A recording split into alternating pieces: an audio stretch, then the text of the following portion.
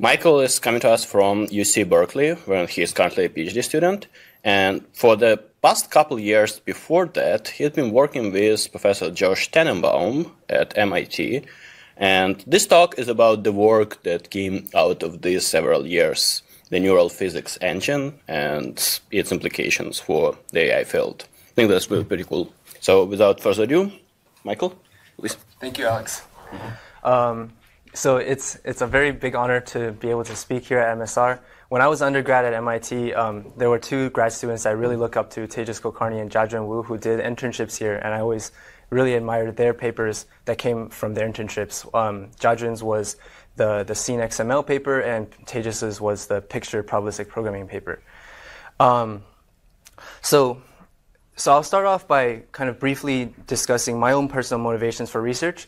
I'm fundamentally interested in understanding who I am, how I work, and so a lot of my research is directed towards trying to reverse engineer the two aspects of human cognition. One is the human ability to generalize from very limited experience, and the second is our ability to design our own human executable algorithms for solving long horizon problems. And so by the end of this talk, I hope to convince you guys that having rich prior knowledge on physics, or the physical structure of the world, is important for reverse engineering these aspects in humans. And I also hope to convince you that being able to explicitly model objects and their interactions is an important step towards that end. So let's kind of start off from the history of machine learning. Started off with the 1956 paper from Ray Solomonoff on the inductive inference machine. And ever since then, we've seen a lot of impressive results. For example, Flashfill from Microsoft, automatic image captioning from, I believe this is Google. And we also have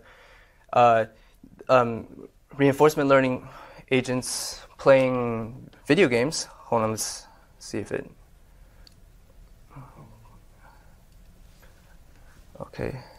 Okay, great. Okay, reinforcement learning agents playing video games, beating the world's best at Go, and recently one of my colleagues did human character animations using reinforcement learning as well. But despite all of this success, there's still a big gap between humans and machines, as we can see from this plot here. So this is on the right you see an animation of the Atari game Frostbite, where you have this little character that tries to jump on the ice floes, avoid enemy animals, and try to build an igloo. And on the left, you see a plot of human performance versus double DQN. So the black dots represent data points on human play.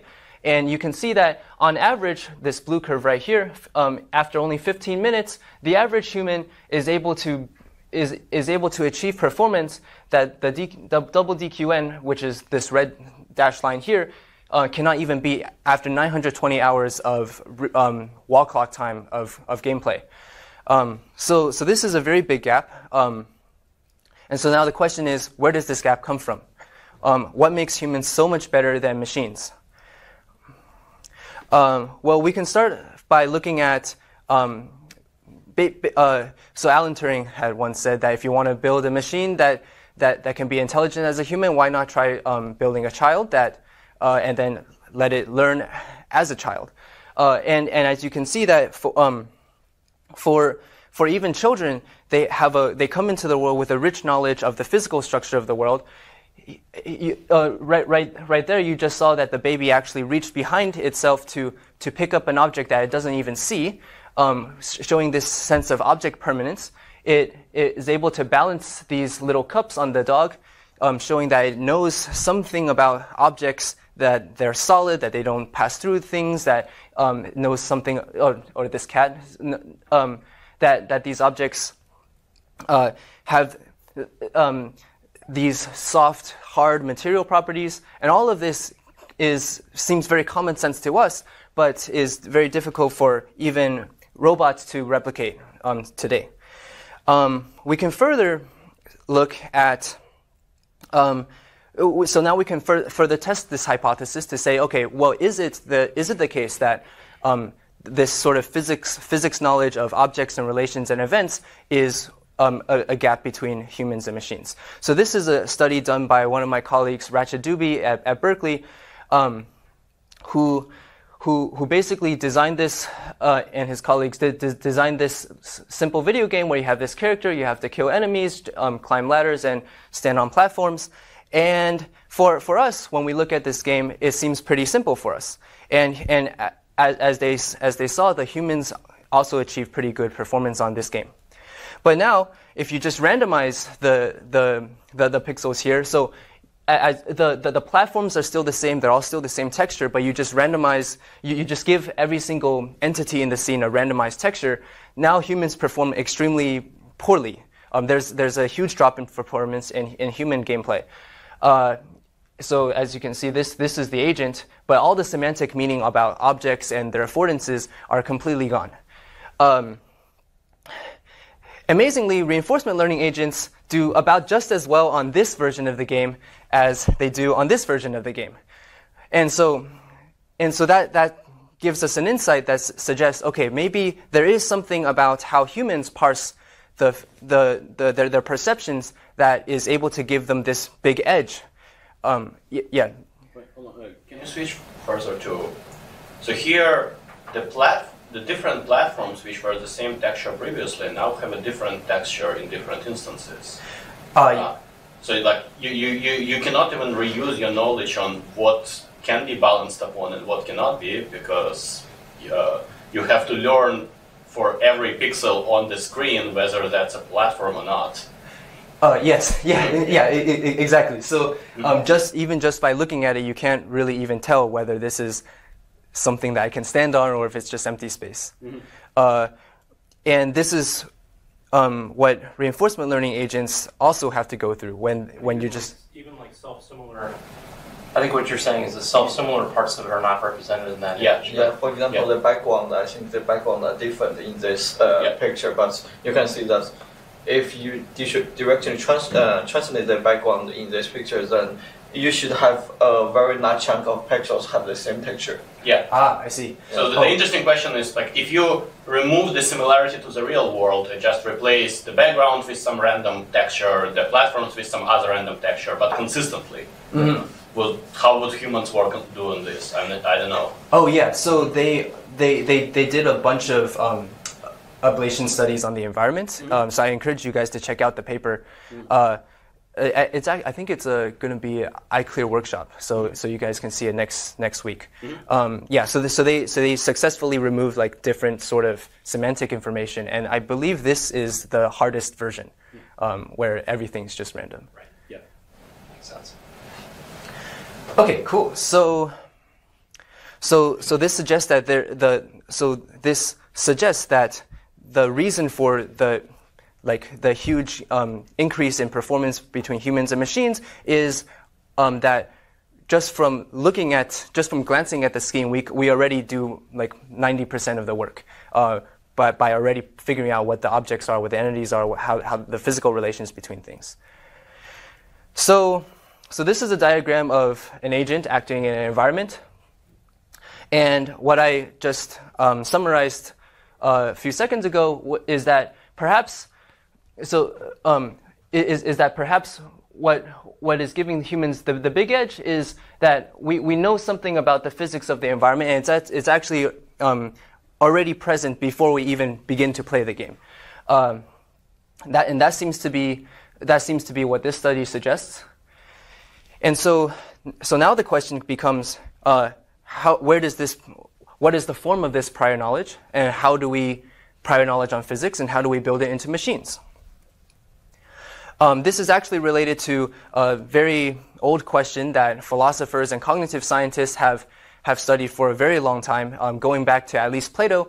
I summarized this quote from Alison Gopnik. The idea is that the world around us is extremely messy and unstructured, or that it's not immediately obvious that it it is structured, but because of how human brains are wired, we are able to somehow derive meaning, derive some sort of symbolic discrete structure and meaning about that structure merely from our perceptions and our sensations. And how does that work? I think that is one of the questions that people have been thinking about for a long time.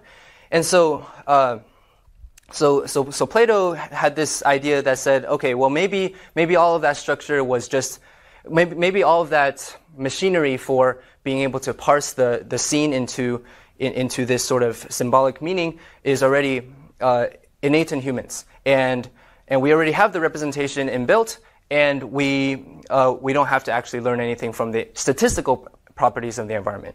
His student Aristotle took a very different view and said, no, actually, like maybe all of this structure is not innate in humans, but rather there's enough statistical regularities in the environment that we are still able to figure it out. So Plato represents the nativist view in cognitive science, and Aristotle represents the empiricist view in cognitive science. And you also see a similar sort of spectrum in the AI field in trying to model physics. So this figure is from P. Battaglia in 2013 about what he calls the intuitive physics engine. And so this kind of reflects somewhat the Plato version of the world, which is you start off with a physics engine already built in. This physics engine is probabilistic, and you can use this physics engine to run simulations of your world and be able to make judgments and say, okay, will this block tower fall? Will it fall this particular way? Is it stable or not? Which blocks are heavier and which blocks are lighter? And they showed that using this probabilistic model of a pre-built physics engine with all the physical laws and representations of objects already inbuilt, you can have this sort of generalization capability that humans already have. On the other hand, you also this work is by Adam Lair from Facebook. On the other side of the spectrum, what they tried to do was they said, okay, well, let's just see if we can just directly map the pixels into these intuitive physics judgments. So what they do is they have a CNN that takes in an image scene, image of a stack of blocks, and it will predict the mask of where the blocks will fall down, as well as output like a little bit about whether it thinks it's stable or not. So this is a purely learning-based view, and it doesn't necessarily have the knowledge of the physics already built in. So from my perspective, these two works kind of map out this sort of two big approaches to try to tackle the problem of endowing a machine with prior knowledge on physics. On the one hand, you have works like Battaglia, which has really good generalization capabilities, very similar to humans. But on the other hand, it doesn't really learn from raw observations. A lot of this structure was already built in by the researcher. On the other side, you see that you see for this work from Adam Lair, there's a lot of learning going on. It learns directly from the pixels, but if this were to try to generalize from 3 blocks to 4 or 5, it struggles. So even while this exhibits generality, meaning that it can, for any sort of input, it can learn something about it, it doesn't necessarily generalize in the way that humans do. So what we want is we want to be somewhere in the middle. We want to have some mechanism that can generalize as well as humans, but also be able to learn from raw observations. So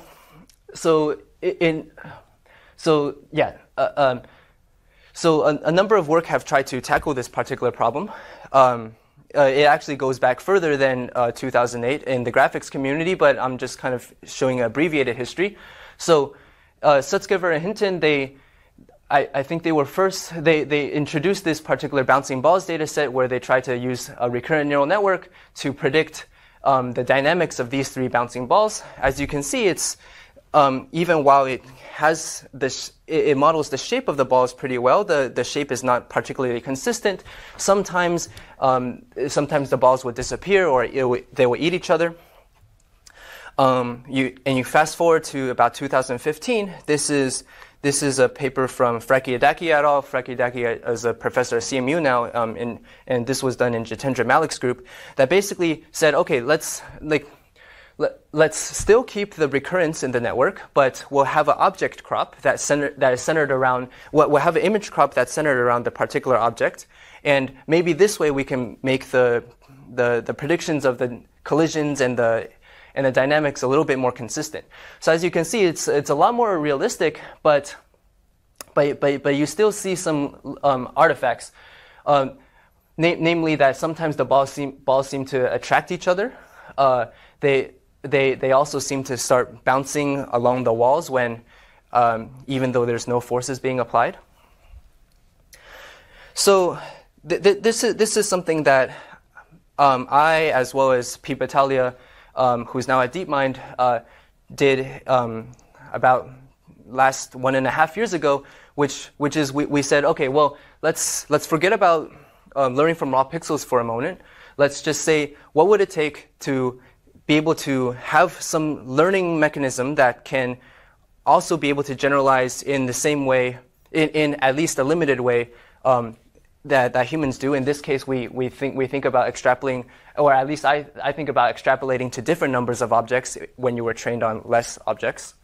So here you can see here you can see that you train on less objects, like 4 objects, generalized to 7 objects, and in this case you train on scenes with no obstacles inside, and you generalize to scenes with obstacles inside.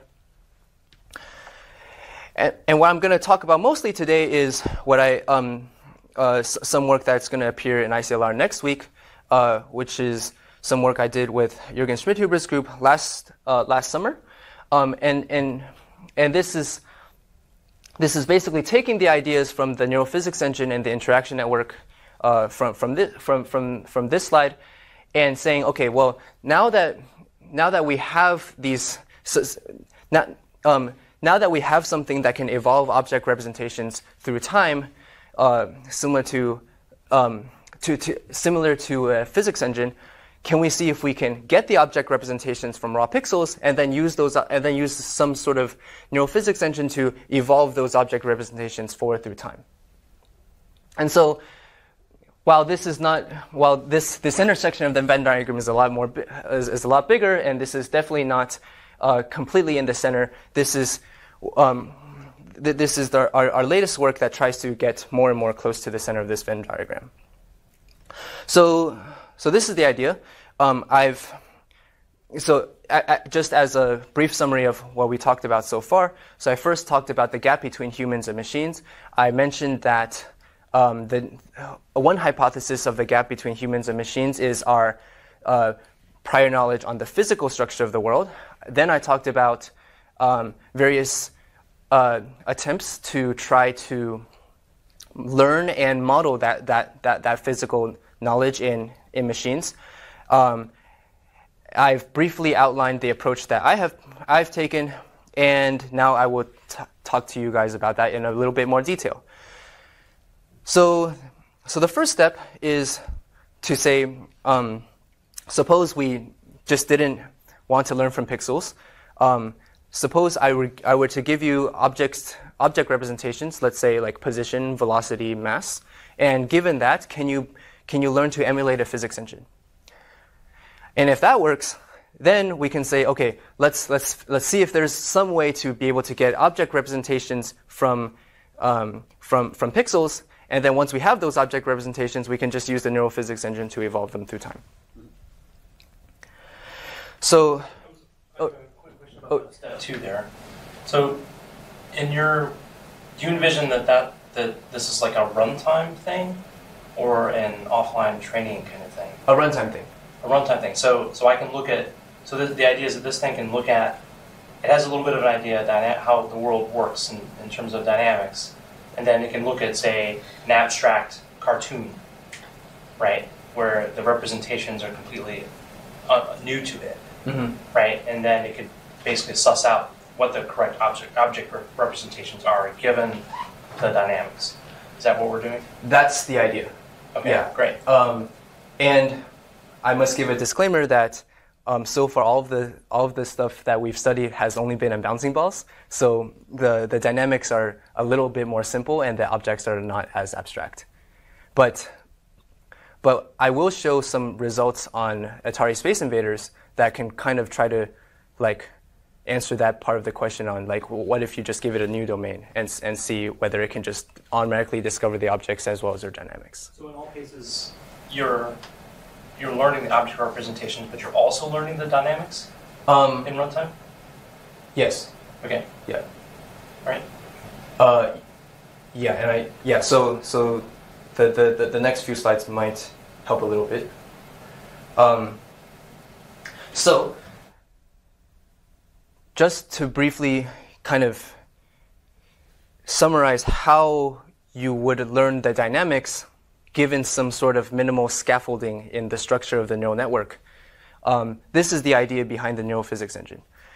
The idea is you take some input frames, and so far all of these are given by position, velocity, mass, etc. And for each object, you say, okay, what are the objects in my neighborhood? So in this case, object 3, the neighbors are object 4 and object 2, not object 1.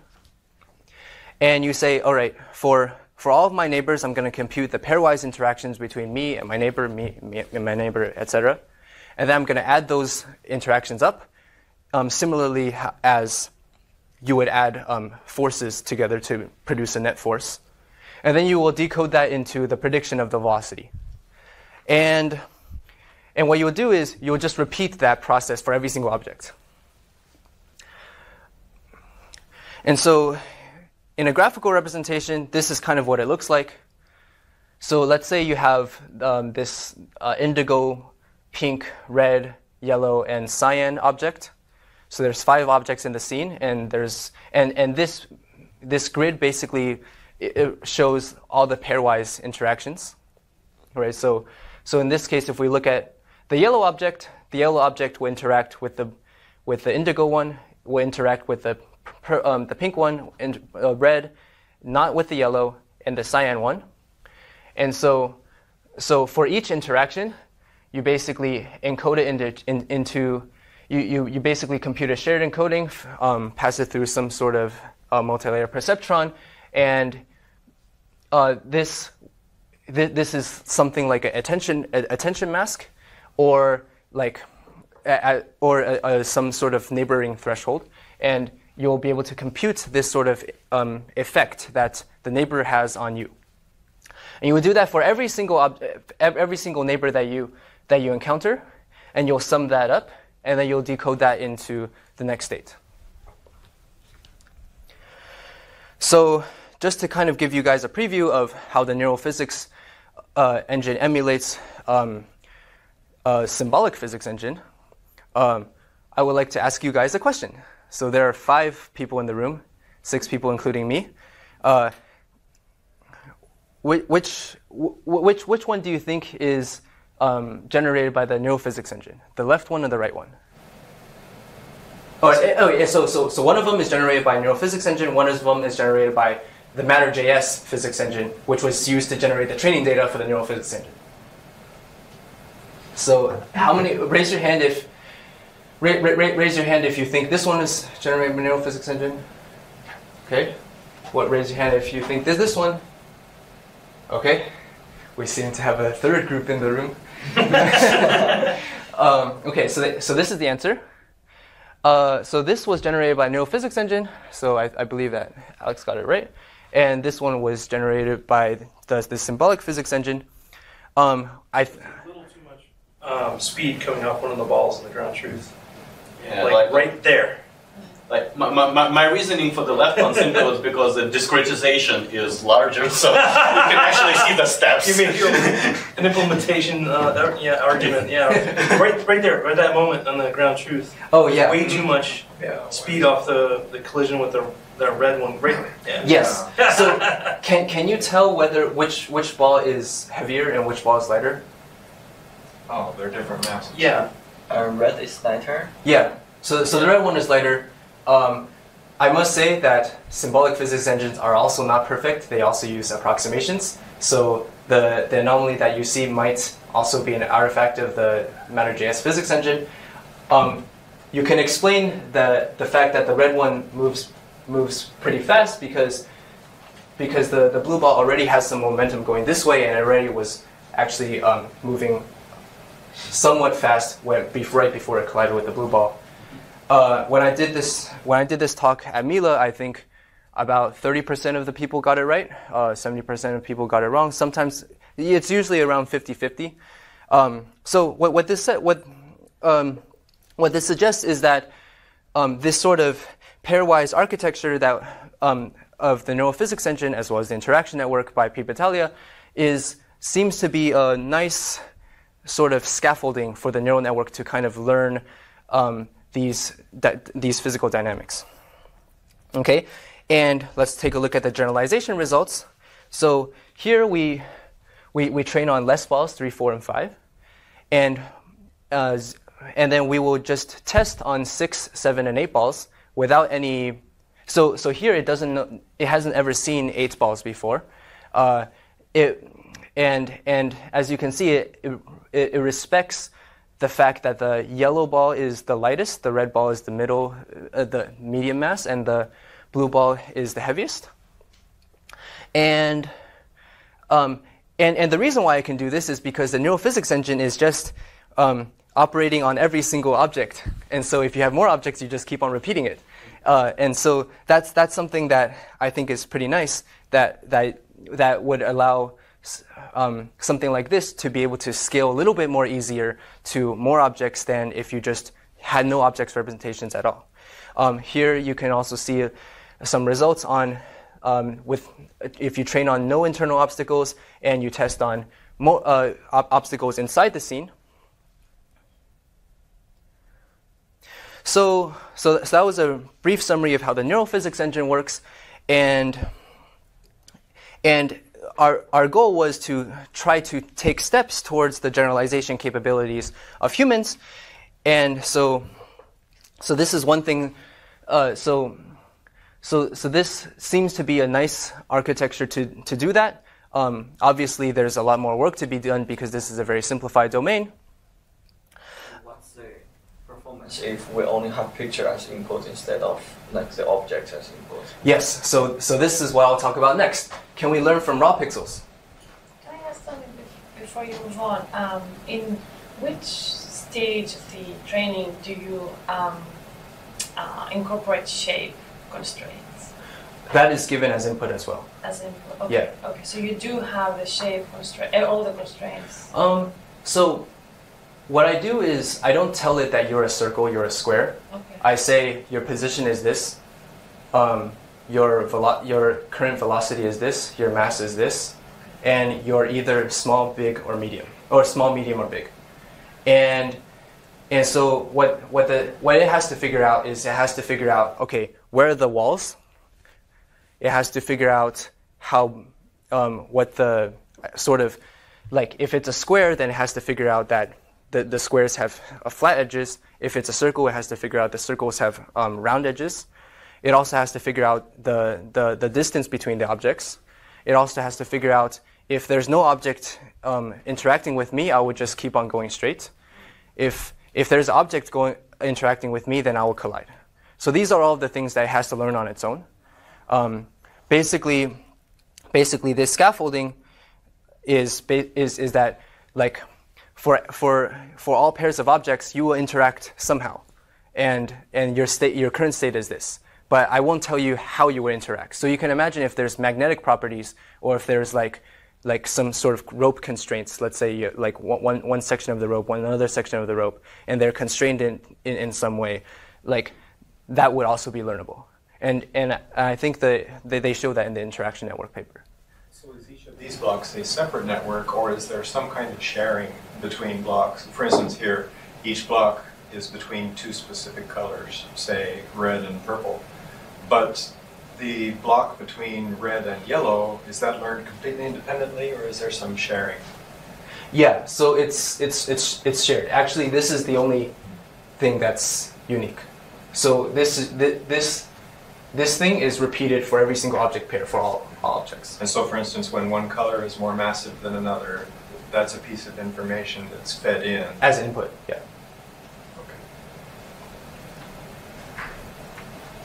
Okay. Any more questions? Okay, so yeah, so those were very good questions, and they basically highlighted the weaknesses of the neural physics engine. Basically, we gave it too much information. We already gave it the state, the velocity. All it has to do is compute f equals ma. And so now, let's see if we can figure out how to do it from images. How we can do it from images, and here, we don't tell it what the mass is. We also don't tell it that there are objects at all, actually, and so it has to figure out that there exist objects, and where those boundaries of those objects are, and how they interact. So it has to figure out all of this at runtime. So in this animation, I show a modified version of the bouncing balls from Sutskever and Hinton. This is the prediction of what we call the RNEM, relational neural expectation maximization, and these are the object representations that it infers. So you see that initially it let's go to the start of the animation again. So every single color corresponds to a different object. And initially, when the scene first starts out, the colors are actually very messy. We should be able to see that in 1 second. So every pixel has its own color. Yes. So it's actually predicting the identity the identity of each pixel belonging to a particular object. So somehow it's inferring that because it moves in the same way, it's belongs to the same object. Yes, that's somehow. But that's not a property that's encoded by you. It's something that's emergent. So we're modeling as this sort of clustering problem, and so you do have to say that there are clusters in the scene, and so based on that information, then it sorts to figure out Clusters over space. Yes. Okay. Yeah. All right. Okay. Got So. Yeah, so I'll briefly go over how that works. So you start off with your input x. Then we're gonna have some upper bound on the number of objects because we're approaching this from a clustering perspective. So before I start, I'll just consider the static case. Let's say like if I have a static image and I want to just figure out those objects in that particular image. What would it look like? And then I'll talk about how you can extend this into in the temporal case. But I'll just focus on the static case just to help us kind of walk through it.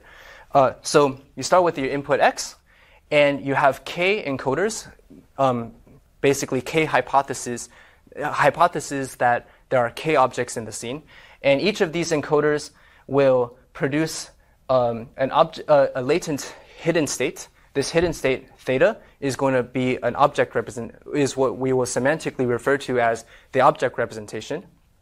So here we'll have five encoders producing 5 object representations. Each of these object representations are parameters for a pixel-wise distribution on the scene. So these guys are transformed by some neural network that tries to reconstruct a portion of the particular scene corresponding to the object that it is trying to model. I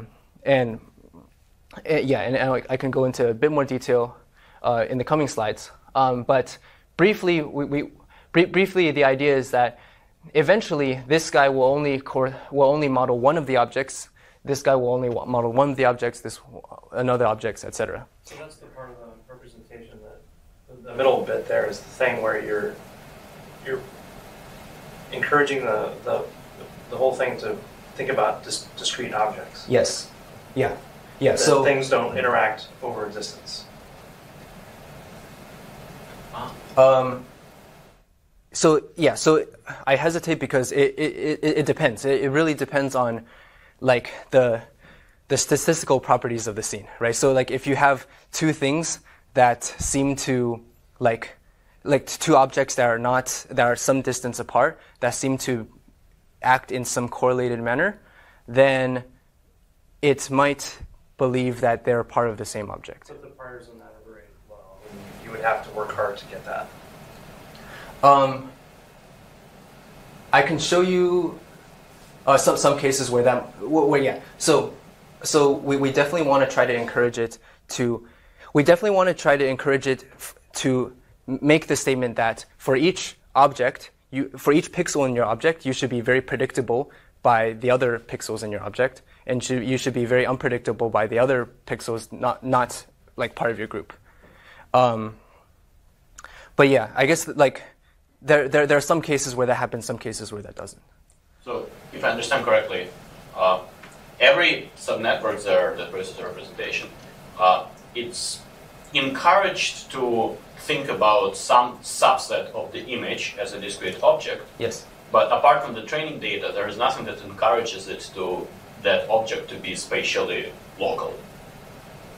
No, not necessarily. So in principle, like it can learn to focus on an arbitrary subset of pixels. Yes, not necessarily. Yeah, exactly. Mm-hmm. Yeah. So, sorry, excuse me.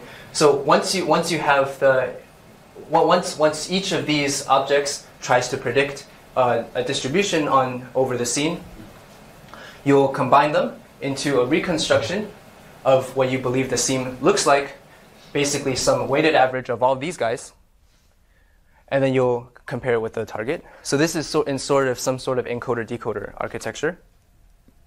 Yeah. Loss up there, the colors have disappeared. So does that mean that they're not part of the loss computation? Oh yeah. So this color is just a visualization.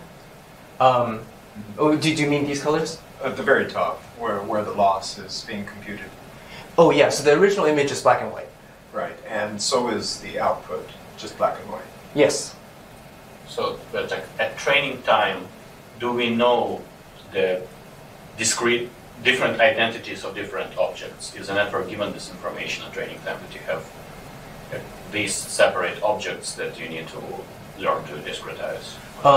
So the network is given information that there exist k objects, right? But it doesn't know which pixels correspond to which object. Okay. So the idea is like if you think about some sort of clustering model, you can initialize k clusters in the data randomly, right? And then you're basically saying, I think there are k clusters, but I don't know what those clusters are, and you should figure it out somehow. Mm-hmm. So that's kind of the idea. In this example, the 5 subnetworks at the bottom, there's a blue one. At the top, there's only 4 balls. There's no blue ball. Is that just a mismatch, or? So this ball is some sort of combination between the cyan and the yellow ball, right? So this is sort of a soft. This is a soft mixture. So it's not like you're telling it at a lower level that there will be 5 balls. No. Oh, we're telling it that there's a maximum of 5 balls or 5 objects. Or we're basically saying there's a maximum of k things. If there's more than k things, it will have to try to divide up the scene into k things. If there's less than k things, sometimes it might. One of these guys might just model the background. Sometimes one of these guys might model two objects at once. But yes, yeah. So this is not a mismatch. This is we have five copies, but only 4 objects, and so ideally you would have 4 of these guys model 4 balls, and one of them model the background. It's a standard clustering problem, right? You might run the thing for k equal 1 to 100. Yeah, at the bottom is just saying these are the types, and at the top here, it's deciding actual objects. Yeah. So, yeah. So, so as I kind of alluded to, we're actually doing some sort of inference procedure on the scene in online. This is an iterative inference, where at every single step you kind of refine your predictions about what the objects are, given your past predictions from the previous step. So this is the clustering assignments. Gamma is the clustering assignments, and the psi are the pixel probabilities for each object. And so at the next iteration, you can see that the object's representations might get a little bit sharper. So the way we approach this is we say that, okay, we want to model this as a clustering problem, and we can use the EM algorithm to infer what these sort of soft clusters are in the data. So the data is basically an image of 28 by 28. I think this is 64 by 64. And so for each pixel, we say that for each pixel, we say, okay, it's given some cluster ID Z, so Z can go from 1 through 5. And then these object representations theta are basically parameters for Bernoulli distribution on the scene. So these psi are numbers between 0 and 1. They're basically pixel probabilities for each object. And so every single pixel is generated based on this graphical model that says, what is the probability that this pixel is 1 if it were in cluster 3, for example? And so in the E step, you basically compute the soft assignments of the pixels. And in the M step, you will do a gradient ascent step on theta, right? So in EM, you basically compute the latents given the parameters, compute the parameters given the latents. And so this is actually what it does.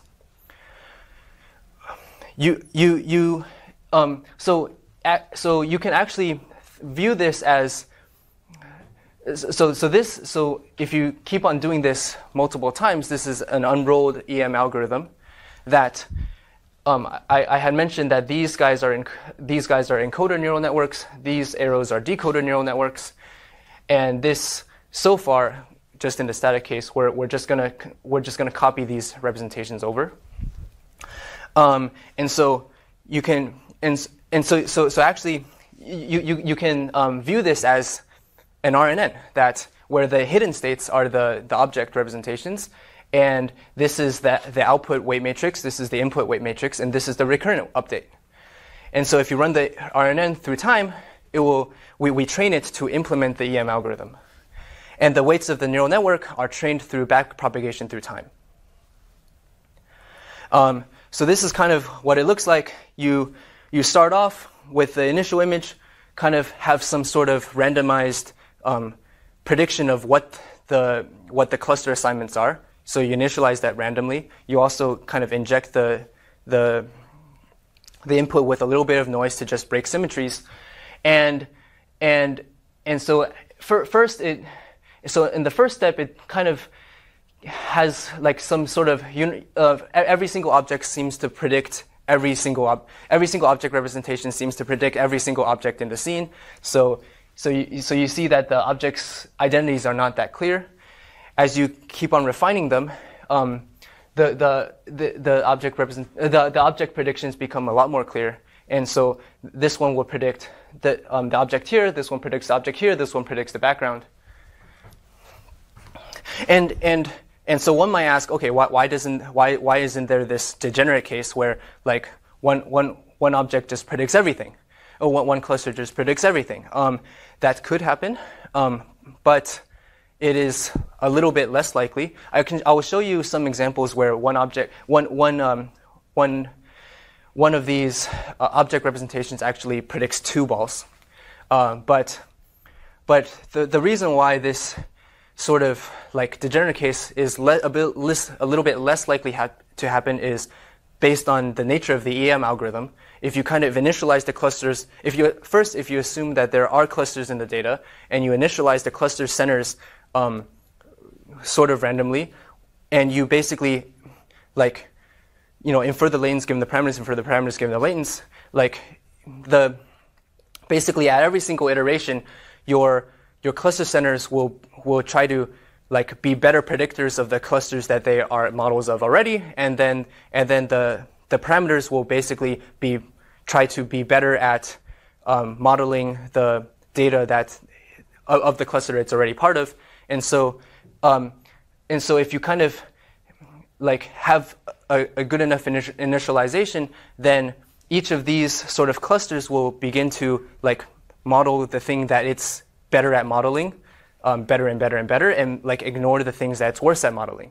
And therefore, you kind of like divide up the work among all the clusters.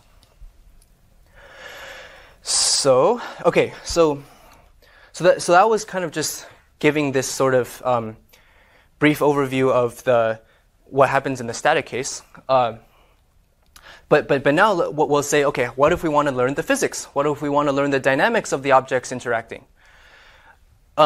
So I had mentioned that if you interpret these guys as object representations, and if you just copy them over to the next iteration, then these guys actually don't know anything about the others. They don't know that there's no way for these guys to interact with the other objects and share information. But you can imagine that if you have 2 balls like colliding, then they necessarily would have to share information with each other in order to figure out like where I should bounce, or something like where like if you're heavy and I'm light, what my velocity should be after the collision, for example. So the idea is, okay, let's see if we can put in some interaction function as the recurrent weight update in this sort of big RNN. And this interaction function will basically be the similar structure as the neural physics engine. But when I had originally talked about the neural physics engine, each of these guys were state representations given by position, velocity, mass, etc. So that the researcher gave it this information. Now, these object representations are inferred by the neural network, and so this whole system has to do 2 things. One, it has to figure out how to cluster the objects in the scene. Then it also has to figure out, all right, given these representations that are supposed to try to model the clusters, like they have to interact in certain ways and share information.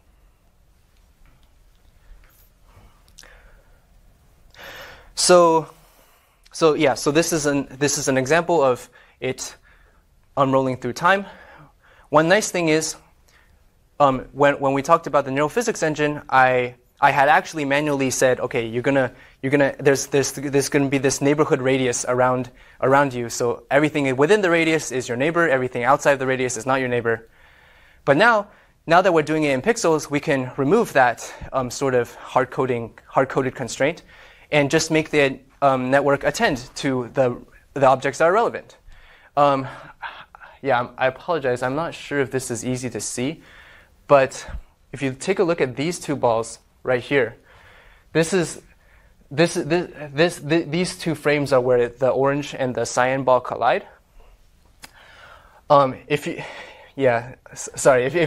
you look closely, this orange ball, you see this little, like, I don't know if you guys can see. You see this little attention on the cyan ball, and for this you see this little attention on the orange ball, and this sort of attention is not present for the other objects where they don't have anything to interact with.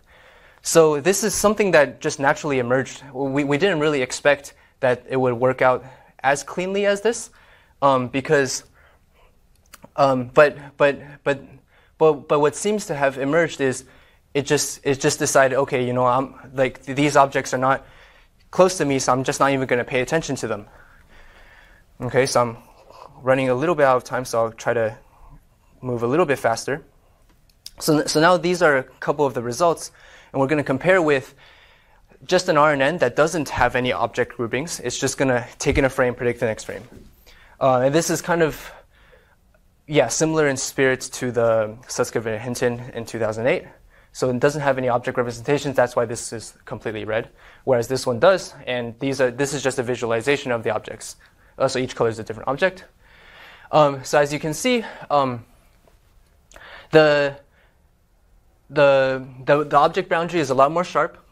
The dynamics are a lot more consistent. For the RNN, sometimes the balls might overlap. The movement's a little bit more jittery.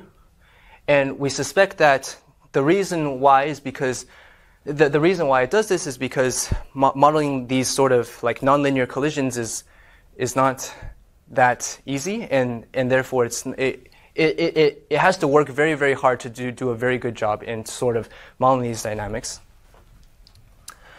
And also the big ball is 1.5 times larger than the small ball, massive, and so previously in the neurophysics engine, I gave it the mass. I said, you are this mass, you are this mass, you are this mass. In this case, it doesn't know about the mass, but it will infer what the mass is as well. So if you can see, the light balls seem to move a little bit. Yeah, so if you just saw the, if you just saw that collision between the big yellow ball and the purple ball, the purple ball, when it collided with the big yellow ball, moved faster out of the collision than the yellow ball did. So it also infers the mass as well. And we also said we wanted to extrapolate to different numbers of objects, more than we have seen. So in this case, we trained on 4 objects, and this is an example for 7 objects. And we initialized, I believe, 9 clusters. I'll have to get back to you guys on that. We actually tested on 6, 7, and 8 balls, and so for 8 balls we initialized 9 clusters. One is for the one we found that initializing k plus 1 clusters for k balls is usually a little bit better, where the last one would model the background. So even though it's been trained on 4 balls, you can basically like use it to model more balls, and the reason is because the neural network is shared across objects as before. So you have more balls, you just repeat the network a little bit more times. And in here the RNN really starts breaking down, because as you can see, sometimes the objects merge together. They might start eating each other at some point, and we suspect that the reason is because when it's trained on only 4 balls, when it sees 7 balls, it's a lot more difficult to figure out what to do with them. Whereas for us, it's no problem because we already model the objects anyways. So this is an example where we tried to say, okay, well, since we're working with images and we have these object representations that persist through time, what if we try to occlude the objects and see if it can model the collisions behind the objects? Or let's say if it's moving through behind the collision, can we predict that it will go past? Can we predict that it will go through the occlusion and appear on the other side? So some examples, you can see that sometimes one of the balls completely disappears behind the occlusion, but it will still bounce with the other balls as if it were there. So maybe you might be able to see some examples. So first you saw that the blue one just went past the occlusion and it reappears on the other side. So here you see a little collision, even though most of the ball is occluded. I believe there is also going to be, yeah, so right there, the yellow ball bounces on the invisible blue ball. So the difference between left and right here is that the occlusion is a little positioned a little differently? Yes, so the occlusion is just randomly positioned. And so during training, it saw occlusions in lots of places. Yeah. And during testing, is it the initial frame where it, I'm trying to get the relation between ground truth and prediction. Is it the initial frame they coincide and then predictions go off from there in their own trajectory? Yeah, so it's going to make a mistake in the right when it, like it doesn't know where the occlusion is. So like in the first time it sees the occlusion, it's going to make a mistake. But we basically feed in the ground truth at every single time step. So after it sees the occlusion, it's like, oh yeah, okay, there's the occlusion here. Then it will start to predict.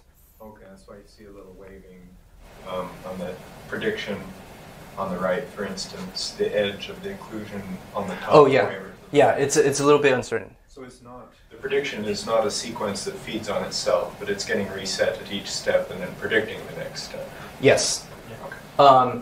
Just yeah. like in the real world, you observe what actually happens. Yeah. And predict, yes. Yeah. And that causes you to adapt the model. Yes. Yeah. And yeah, and so but Curious what happens if you run it out feeding on itself, its own hallucination of what would happen over time. yes, I believe that will be on the next slide. Okay. Yeah, but yeah, and I think that's a really good observation. We do notice that it makes a mistake right when it sees the occlusion, but it doesn't make a mistake when it predicts when the object will come out. Yes. Okay. So this is when it bootstraps on its own predictions. So you're going to see a flash. So after the flash, it starts simulating on its own. So we seed in this case we seed it with about 30 time steps, and after 30 time steps, like after it kind of the object's kind of solidified, it will start predicting by itself. So one thing to note is that for the RNN, right, when the RNN is tasked to predict, the balls actually eat each other. I think this might actually be the same video. I apologize. I thought I had done two videos of the RNN, but this is actually the same video. But when it starts simulating, the RNN basically just stops, and it's very difficult for it to like continue to run the dynamics forward. For the RNEM, you can see that the objects still collide with each other. They still collide with the boundaries of the wall, and it also respects the properties, the mass properties between the objects. One interesting artifact, which we still need to figure out how to deal with, is the fact that this red object was originally big, but once we start simulating, it actually shrinks a little bit to become a small object. Do you see? So this is a limitation actually, and we suspect the reason why it does this is because when it tries to bootstrap from its own simulations, its own predictions, its own predictions are not that perfect. So it's going to have some uncertainty around the edges. And so when it has some uncertainty around the edges, when it's trying to predict for the next step, it's going to be like, okay, I'm actually kind of uncertain about like whether the object is, whether these pixels are white or black. So I'm just going to like focus on, we believe what's actually happening is it's going to just try to focus on the things that it can actually predict, which are like the ball of the minimal size. And so it will gradually shrink it down to like a small one. This doesn't necessarily always happen. So in this case, the purple one still remains the same shape. But sometimes we do notice that the big balls shrink to a small ball. Okay, this is also another failure case. Well, I don't know if you call it a failure. It's just a property of clustering algorithms in general, which is sometimes. So sometimes you might have one of the latent object representations theta model two objects at the same time. So in this case, the cyan one models these two, the pink one models these two, and it still seems to model it pretty well, but that can also be expected because, like as we saw, the RNN, which doesn't have any notion of objects, is able to predict at least four objects, the dynamics of four objects, although not particularly perfect. And we see that when you have incorrect groupings, the shapes of the objects are actually, the predictions are actually a little bit worse. So now, so we also tried to do this on like Space Invaders, where there's a lot more objects than we initialized, than the clusters we initialized.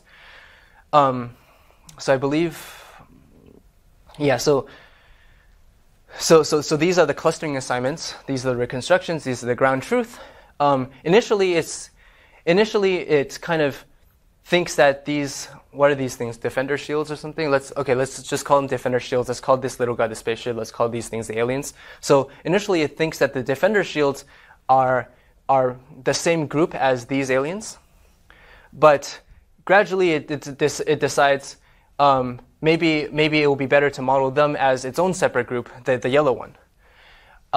It's interesting that you like, it kind of alternates between the different columns when modeling the aliens. We've seen other runs where like it might model like the entire block of aliens as one group. Sometimes it will model certain sections of the aliens as one group. And we suspect that sometimes these aliens kind of like move in very different ways. Sometimes like the top will move a little bit and the bottom will move a little bit. Sometimes like different columns will move a little bit. And so in this case, it decides that the best way to model it is with these columns. Another interesting thing is that the bullet from your spaceship, so your spaceship was green, and the bullet that the spaceship shoots is also green. And so if you look at between step 12 and step 13, this is the bullet. So it basically models the bullets that your spaceship shot as part of the same group as you, and then this bullet will continue to be like your color all the way until it reaches the aliens. So you can kind of see it. I guess you can kind of see it here, where the aliens shoot this sort of bullet, and this bullet came from this pink alien. It also remains pink.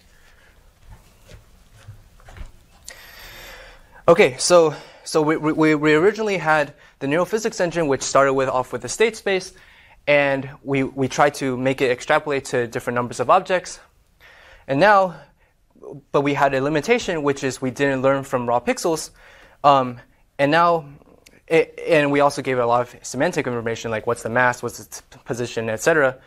Now we kind of relaxed that assumption, remove all those assumptions, and just said, okay, there exist objects, figure them out. But I'll give you some sort of scaffolding to help you out. And the scaffolding is basically the pairwise structure, the pairwise interaction structure, as well as this sort of like idea that you want to model the image as this cluster. You want to cluster things in the image, cluster the pixels in the image. Okay, so yeah, so just to summarize, so RNEM is able to discover the objects and model the interactions, and it's able to do this from without supervision, where supervision means telling it what the objects are, what the object properties are, etc. And the results that we see is that it can automatically attend to different objects when it's right when it's about to collide. It has this sort of notion of object permanence, where like because the latent vectors theta persist through time in the recurrent weight update, it's able to predict when the object will pop out of an occlusion, which is kind of speaks to the original video of the baby, where it tries to reach behind itself for the object even when it doesn't see it. This is one step towards trying to replicate that. We also trained it on less balls, and it was able to model the dynamics of more balls in the scene. But this is not necessarily surprising, because you just have to copy the network a little bit more. On the other hand, like it also doesn't, like, the more objects you add in, so on the other hand, the more objects you add in, and you don't have as many clusters as you have objects, it might start to group groups of objects together as like one like mega object, as we saw in Space Invaders and Atari. And a lot of the results I had shown was kind of reminiscent of the EM algorithm, where you basically see the data at every single step. But you can also use its own predictions to bootstrap itself, so it can imagine a couple steps into the future. And so why am I excited about this? The reason why I'm excited about this is because I think of this sort of scaffolding that as some way to kind of give a machine some sort of guidance on what the nature of the physical world looks like, but give it enough flexibility to be able to learn from pixels. And this way, with this sort of guidance, maybe we'll be able to learn something more about the nature of objects and how they interact. And so this way, when machines start playing games, instead of looking at the game initially like this, they'll start to look at it more like this, as humans do. With that, I'll be happy to take any questions.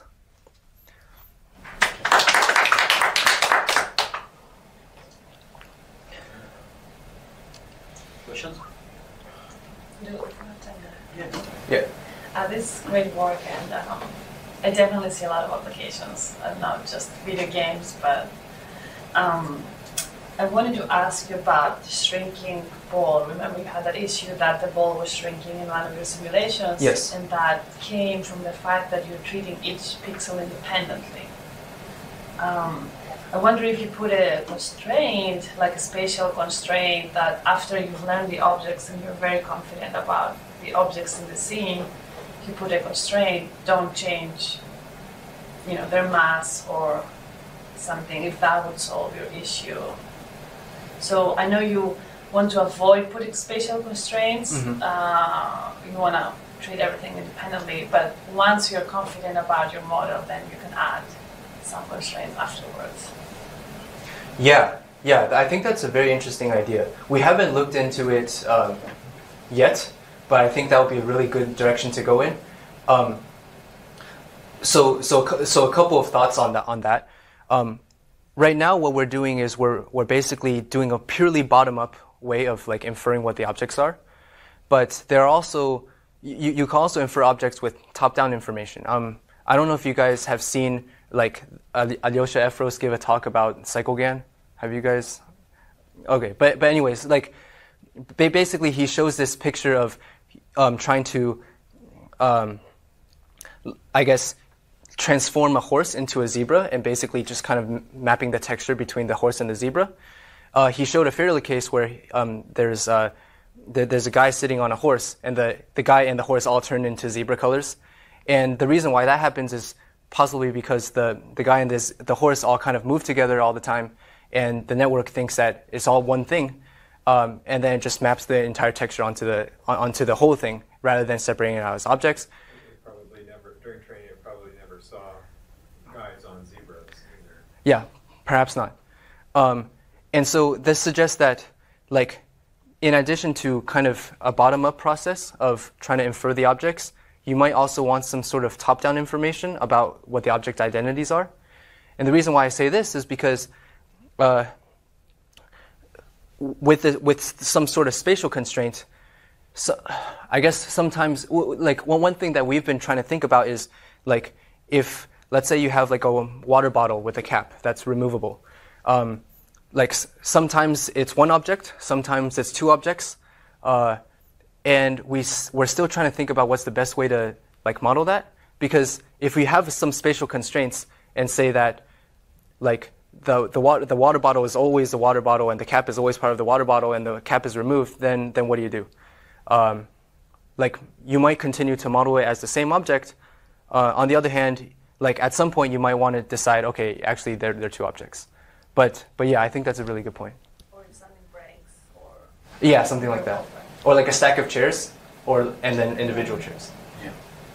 Yeah, but we always think about the world in different layers of abstraction depending on circumstances. Yeah. Yeah. For me, even though these tables and these chairs are 5 or 6 different objects, until that matters, I'm going to mentally interpret them as part of the blob of the scene that I don't interact with as a single cluster. So there is no need for me to model them as separate objects until I notice the movement. Yes. Yeah. Yeah, and I think humans can only remember or like pay attention to about like less than 7 things at once. And so somehow we're able to abstract things like very aggressively and be able to tease apart those abstractions when we need them. So one thing that I think we're trying to go towards that I think a few other groups are also trying to go towards is to see if we can embed this sort of architecture in like a interactive setting, like playing games or like with real robots. Because like, as you said, sometimes you group objects according to what purpose that they serve. And so if you have some sort of goal-conditioned grouping, like, this is all very vague. I don't have any ideas of yet on how exactly you figure that out. But if there's some way for it to have some sort of goal information, it might be able to better decide how to group the objects. Are you familiar with the hierarchical and simul animation? No, not. So there's this, I'm sure Josh knows all about this and has thought about it, but it's a really old abstract animation from the early 20th century where there's your example of the circles running around on the screen kind of reminded me of this, where there's a triangle, a square, and a circle. So there's like a bully? Yeah. Oh, okay, I know that one. Yeah. And the thing that's really interesting is that there are 2 versions of that video running around. There's one that's played backwards in time, so like essentially reverse order, and there's one that's played forward in time as it was meant to be viewed. And you can show people the one that's run reverse in time and ask them what's happening. And if you have 10 people, you're going to get 10 different answers. And then if you show them the one that's run forward in time, it's abundantly clear it's a lover's triangle. Oh. And so when I look at these kinds of things, I mean, you're looking at like some pretty basic physics-based interactions, but I'm wondering if there's, like as you say, with the high-level influence of a high-level model, like say in this case, a very common kind of story, how that might influence the way you group and think about how that would actually go and change your interpretation of the objects themselves. And in terms of labeling, it's not that, and there it wouldn't be like you're not like trying to pull out this a triangle and a square and a circle. What you're trying to do is this is the the bully, and this is the it's a different kind of label. Yeah. Right. Once you've kind of established object coherence, then there's this other sort of.